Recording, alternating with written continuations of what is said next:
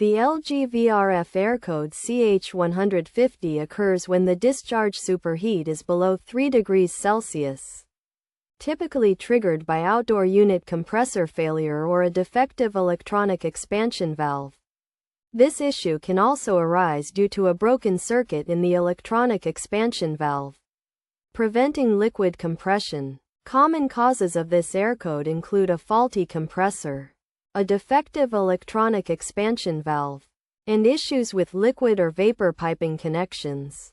To resolve this issue, it is recommended to inspect the electronic expansion valve for defects and check for clogged strainers in the valves. Cleaning the strainers to allow the refrigerant to pass through may resolve the issue, or replacing them if they are damaged.